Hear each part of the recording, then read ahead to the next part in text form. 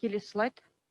Жалпы білім саласындағы бекітілген ведомстволық наградаларды атап өтемін тағы бір. Бірінші Ыбырай Алтынсарин белгісі, екінші Қазақстан Республикасының құрметті білім саласының құрметті қызметкері, ғылымды дамытуға сіңірген еңбек үшін және еңбек ардагері белгілері және құрмет грамотасы алғыс қазір өздеріңіздің алдарыңызда. Бұдан басқа білім саласында бекітілген ешқандай награда жоқ. Сондықтан басқа пайдаланып жүрген мұғалімдердің сатып алып жүрген, қолданып жүрген наградалары ол дұрыс емес және педагогикалық әдепке сәйкес келмейтіндік. Министрліктің келесі слайд, министрліктің ведомстволық наградалары келесі тәртіптерде беріледі. Біріншіден, ұсынылған наградалар, облыстық деңгейлерден келген материалдар комиссияның құрамында қарауға ұсынылады.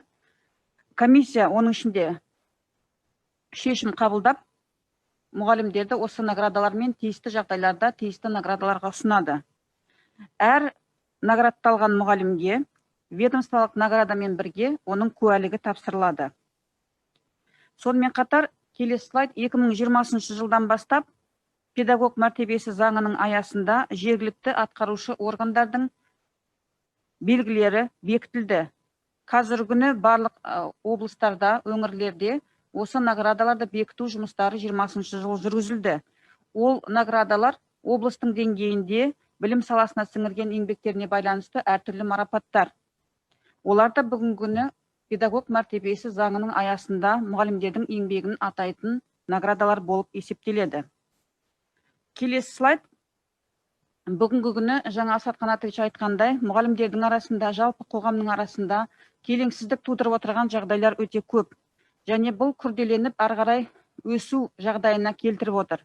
Сондықтан бүгінгі күні білім және ғылым министрлігі мына аталып отырған әртүрлі жыл мұғалімі, ұлт мұғалімі, немесе Қазақстанның еңбегі сіңірген ұстазы деген сияқты аттарды беретін жалған наградаларға мұғалімдерге осы жолға бармауды талап етеміз. Өйткені бұл наградалардың барлығы да бүгінгі күні қолданыстағы заңнамаға сәйкес ешбір рұқсаты жоқ наградалар. Сондықтан мектептерде, басқа да білім мекемелерінде осындай наградаларды сатып алу немесе мұғалімдерге ресми түрде беру мәселелерін тоқтату қажет. Бұл педагогтардың арасындағы емес, жалпы қоғамда білім саласының деңгейінің түсуіне, мұғалімдердің мәртебесінің түсіруіне және педагогикалық әдептің сақталмауына әкеліп отыр. Сондықтан бұны жедел тоқтату жұмыстарын жүргізу керек. Келесі мәселе, келесі слайд. Осындай наградалармен қатар ақылы түрде жүргізілетін көптеген олимпиадалар мен конкурстарға жол беріліп отыр. Бүгінгі күні бұған оқушылар ғана қатысып қоймай, оларды осы олимпиадаларда, осындай сайыстарға қатысуға мектептердің өзі де, мұғалімдердің өзі де араласып отыр. Ол өте дұрыс емес. Сондықтан бүгінгі күні ешбір мұғалім, ешбір мектеп оқушыларды осындай үшінші жақтармен ұсынылған әртүрлі конкурстар мен олимпиадаларға қатыстыруға тиіс емес. Бұл оқушылардың нақты еңбектерін бағаламай отыр. Бұл жерде сатып алу, ақша төлеп журналдарға, тізімдерге енгізілу, оның ақылы түрде осы грамоталарды сатып алу, немесе қатысқандығы жөнінде куәліктер алу мәселелері тарап кетті. Бұл да білім саласының ішіне келеңсіздік тудырып отырған және білім саласының қоғамда алып отырған рөлін түсіруге әкеп соқтырып отыр. Сондықтан осы жағдайларға да оқушылардың да, мұғалімдердің де қатысуын тоқтату қажеттігін айтамыз. Келесі слайд. Бұл жерде бүгінгі күні үрдіс алып отырған әртүрлі электрондық цифрлық технологияларды пайдаланып, олимпиадалар мен конкурстарды өткізу жағдайының биылғы жағдайда көбейіп кеткендігін де атап өтеміз. Сондықтан бұл жағдайларда министрлік ақылы түрде олимпиадаларға, конкурстарға қатысуды мүлдем қолдамайтындығын жеткізеді.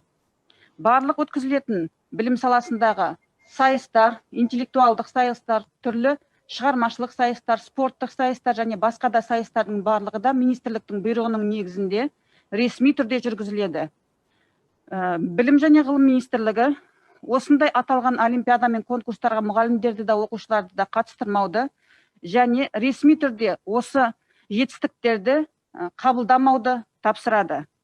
Мұғалімдердің аттестаттауы кезеңінде, мұғалімдердің кәсіби деңгейінің өсуі жолында бұндай жалған олимпиадалар мен жалған конкурстардың, жалған наградалардың ешқайсы да есептелмеуі тиіс. Осы бойынша білім басқармаларда, білім бөлімдерді барлық мұғалімдердің алдында, қоғамның алдында түсіндіру жұмыстарын жүргізуі тиіс. Назарларыңызға рахмет. Жақсы, түсінікті. Кімде Шолпан Танатқызына қандай сұрақ бар? Бұл мәселе түсінікті ғой деп ойлаймын.